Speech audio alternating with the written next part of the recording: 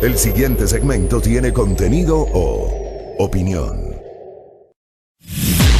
La entrevista en A Primera Hora. Analizamos los hechos del momento junto a sus protagonistas.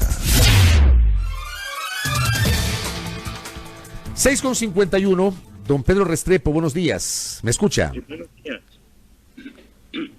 ¿Cómo le va? Bien, hombre. Hoy, 8 de enero, pues, muy tristes y al mismo tiempo, pues, optimistas con nuestra lucha y recordando una vez más, pues, este crimen de Estado tan atroz. Claro, quiero dar cuenta a la audiencia, don Pedro Restrepo nos atiende por la vía de la videollamada, del Skype. Se recupera de una intervención quirúrgica en su columna, pero él siempre tiene la gentileza de atendernos. Y como bien he planteado a nuestra audiencia, don Pedro, hay que hacer un ejercicio de memoria.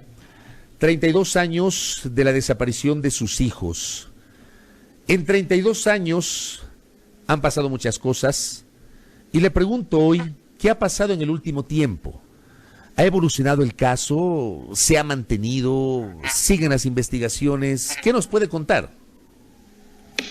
Bueno, sí, son 32 años. Es bastante tiempo, digamos, en años y en lucha constante y en un reclamo ininterrumpido de parte de la familia para buscar verdad y justicia. Realmente, después de 32 años, las cosas siguen, a pesar de que han sucedido muchos acontecimientos y muchas cosas, pues, que no solamente han cambiado el panorama de derechos humanos del país, sino también la conciencia nacional e internacional y de las personas respecto a las desapariciones. Sin embargo, en el caso nuestro, 3 cosas siguen pendientes, que son las que siempre hemos exigido, y el Estado todavía no responde a ellas.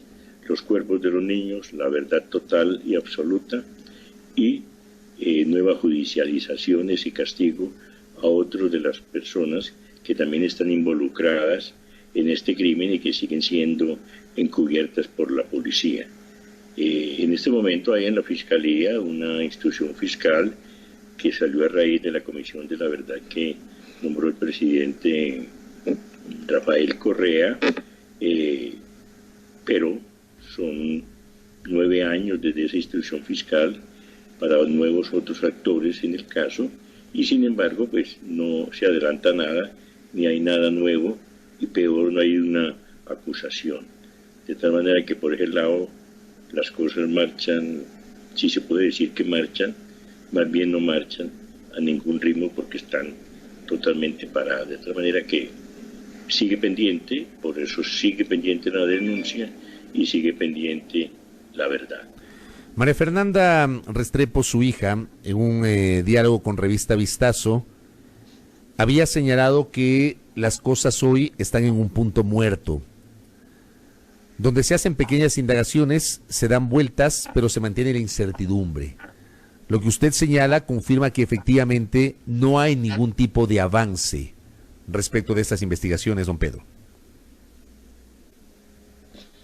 ¿Sabe? Se le está escuchando muy distorsionado. Si me puede repetir la pregunta. Correcto. ¿Ahí me escucha bien? Yo sí le escucho, pero el audio suena distorsionado y no lo entiendo muy bien. Vamos a procurar corregir ese tema. Le decía que su hija María Fernanda había señalado que las indagaciones están en un punto muerto. Y le voy a agregar otra cosa más que había señalado María Fernanda, que por ejemplo, luego de 32 años ha habido gente que ha fallecido, presuntos responsables que fallecieron y que se llevaron a la tumba un pedacito de esa verdad. ¿Qué pasa con los vivos que todavía seguramente tienen otro pedacito de esa verdad, don Pedro? Sí, eso es cierto, ¿no? Y realmente eso es lo más espeluznante, diría yo, y lo más triste, ¿no? O sea, la policía guarda un mutismo y un silencio total. E incluso pues las personas que fueron sentenciadas y que se les demostró su culpabilidad, pues no solamente se llevaron a la tumba su parte de verdad, sino que también siempre negaron el crimen, ¿no?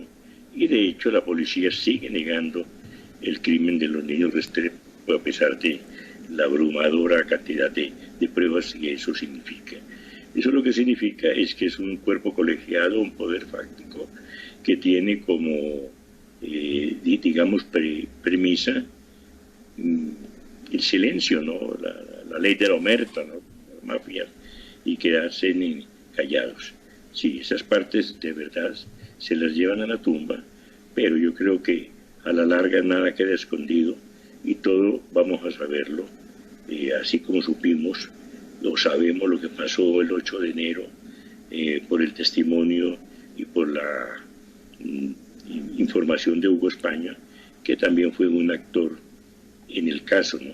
Pero él actuó, digamos, el 8 de enero en la noche y el 12 de enero en la madrugada en Yambo, y dio pues todo su testimonio, y en base a eso pues se ratificó todas las denuncias que nosotros habíamos hecho y todas las evidencias y pruebas que teníamos.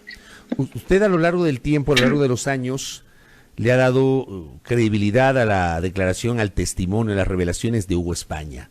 ¿Usted está convencido que Hugo España dijo la verdad cuando reveló justamente lo que habría pasado con sus hijos?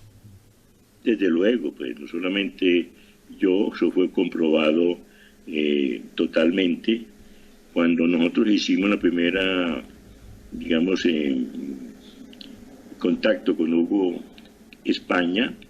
Realmente ya era el año 91, ya teníamos un poquito de experiencia en el sentido de no creer mucho o no creer totalmente lo que muchos informantes hasta ese momento habían dicho. Y estuvimos más de un mes conversando con él, hablando con él, yendo a los sitios que él decía, viendo a ver si había alguna contradicción en sus declaraciones, viendo a ver si había algún interés personal o algún interés económico.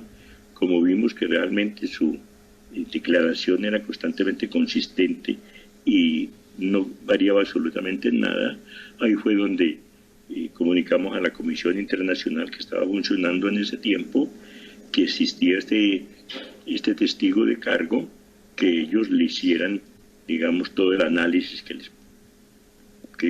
les pareciera.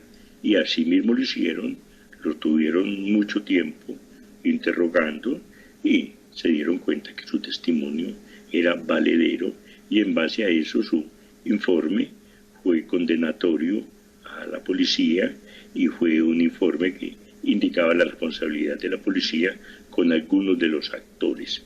Después, en el mismo juicio que se hizo en la Corte Suprema de Justicia, él fue encarado por todos los abogados de los que estaban siendo juzgados, tratando de que entrara en alguna contradicción, y definitivamente se sostuvo en su información, y el juez vio pertinente de que era un testimonio válido, y en base en eso hubo sentencia.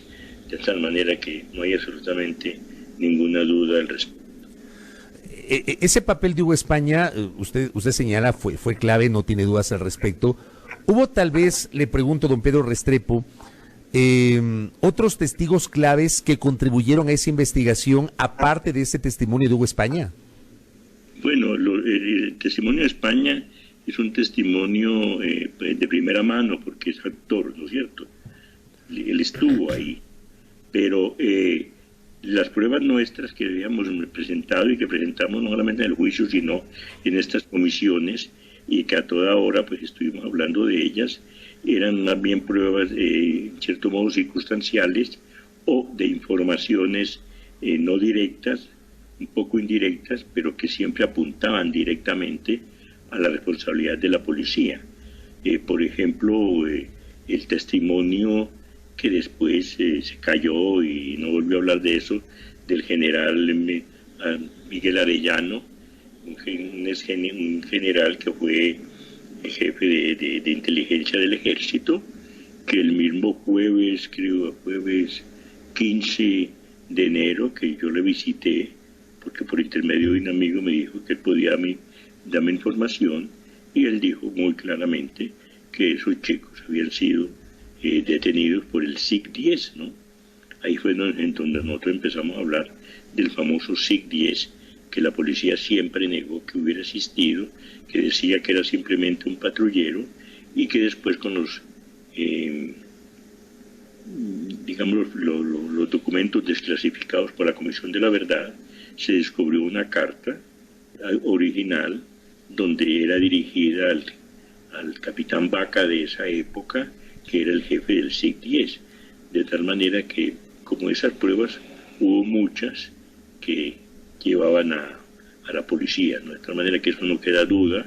Aparte de eso, hubo una denuncia en la Comisión Interamericana de Derechos Humanos de la OEA y el Estado reconoció su culpabilidad y que era un crimen de Estado. Don Pedro, le voy a mencionar 3 nombres de personajes asociados a la Policía Nacional. Gilberto Molina, Edgar Vaca y Doris Morán, vinculados ellos a la Policía Nacional. ¿Qué pasó con los 3? Bueno, el general Molina fue condenado como encubridor y la subteniente Morán como cómplice, ¿no? Ellos fueron condenados los unos a 4 y los otros a 8 años, pero después dice que por buen comportamiento fueron rebajados sus penas a la mitad, ¿no? Entiendo que la subteniente Morán inmediatamente salió de su prisión, que no fue prisión porque usted recuerda que la cárcel 4 fue hecha especialmente para tener estos policías allá de una manera privilegiada, ¿no? A pesar de que eran quizás los primeros policías que eran juzgados por violación de derechos humanos, porque en esa época existía el famoso fuero policial donde ellos simplemente se lavaban las manos de todo. Sin embargo, le hicieron especialmente esto para tenerlos ahí muy tranquilos, ¿no? Pero ella entiendo que está en los Estados Unidos, no estoy mal, en Virginia, y lo más, digamos, irónico es que parece que estaba cuidando niños. Es una información que nos dieron hace mucho tiempo, ¿no? Y ahora, en el documental de María Fernanda, por una coincidencia, ella fue grabada en una fiesta en Cayambe que estaba mi hija haciendo un trabajo de su productor. Y ahí María Fernanda le encara a Doris Morán en esa fiesta, ¿no? Sí, sí. Claro, sí pudimos apreciar. Y también estaba recordando en el comentario precedente, don Pedro, aquel episodio, aquella revelación que fue difundida por TC Televisión con la periodista Martil, cuando se detecta, se evidencia que Doris Morán salía cuando quería de la cárcel 4 y se iba a la panadería de su familia. Sí, claro, ¿no? Es que eso era una burla, ¿no? Siempre hubo la complicidad de todos los gobiernos para que el caso Restrepo quedara en la total impunidad y que la policía no fuera de ninguna manera molestada, ni fuera ni condenada, ni tratada como debía de ser por semejante crimen, ¿no? Y sí, había siempre un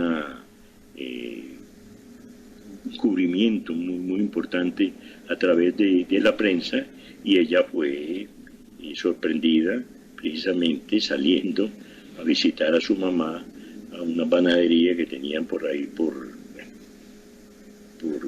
Quito, y bueno, fueron de esas cosas coincidenciales que cada vez demostraban la burla que se quería hacer a la familia, la burla a la sociedad, la burla a los derechos humanos. Y bueno, eso todo fue publicado en los canales y era una de las cosas que mantenía este caso totalmente vigente, ¿no? Don Pedro Restrepo, usted se ha caracterizado a partir de esta tragedia que usted ha enfrentado durante 32 años. Usted, su difunta esposa, Luz Elena Arismendi, su hija María Fernanda, durante 32 años han enfrentado esta tragedia. Usted se ha caracterizado por ser un luchador social. Se convirtió, de hecho, probablemente sin que usted lo haya querido, en un luchador social fruto de su propia tragedia. Quiero pedir una opinión sobre 2 hechos ocurridos más recientemente El caso de Juliana Campoverde y el caso de David Romo, a propósito de un mensaje que recibo de un oyente.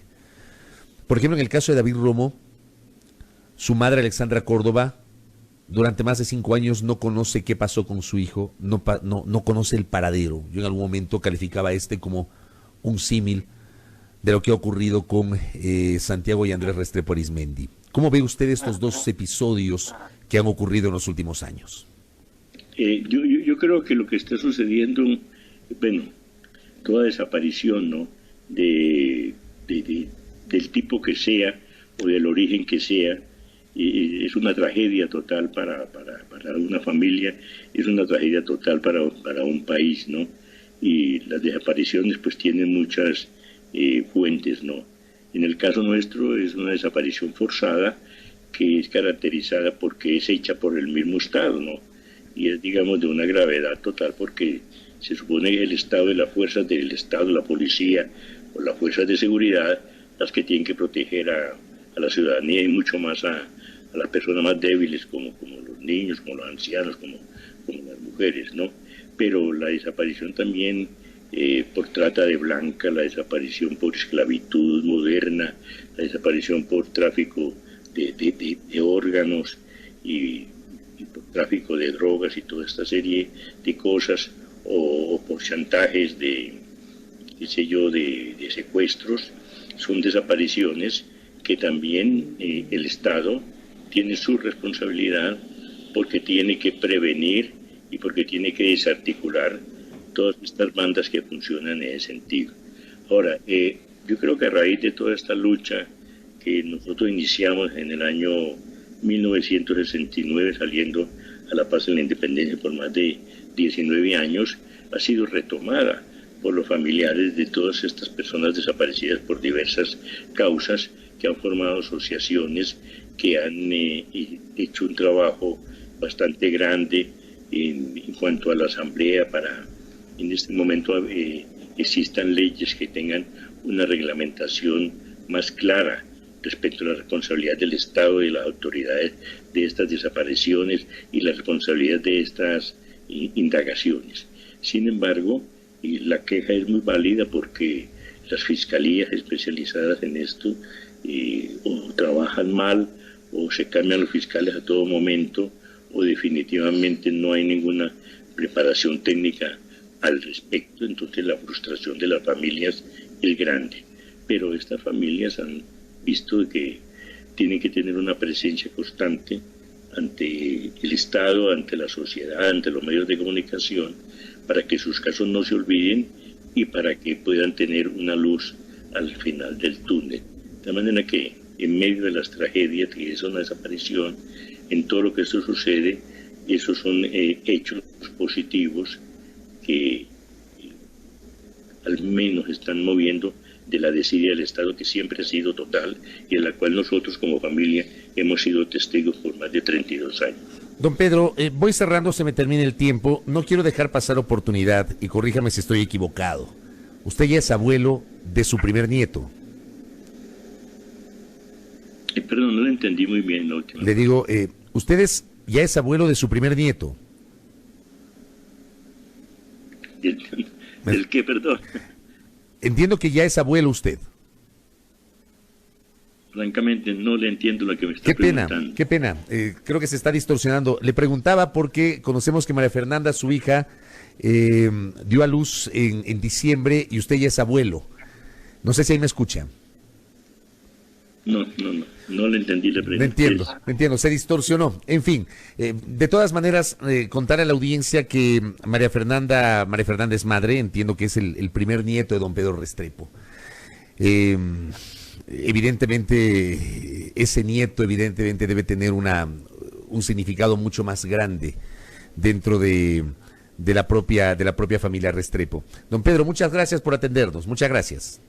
Muchas gracias a ustedes por su apoyo, por su solidaridad y por mantener estos casos siempre vigentes. Gracias. Gracias. Don Pedro Restrepo, conversando aquí en A Primera Hora, hoy 32 años de la desaparición de los hermanos Santiago y Andrés Restrepo Arizmendi. Pedro Restrepo, que es evidentemente un colombiano residente en el Ecuador, prácticamente toda su vida residió acá en el Ecuador y durante más de 3 décadas se ha enfrentado a una tragedia que nos duele, que nos ha dolido y que nos sigue doliendo, porque es una tragedia sobre la cual todavía no hay certezas sobre sanciones, pero fundamentalmente sobre conocer qué mismo pasó con los hermanos Restrepo. Nos solidarizamos con su familia, con don Pedro y con su hija María Fernanda. 7:10.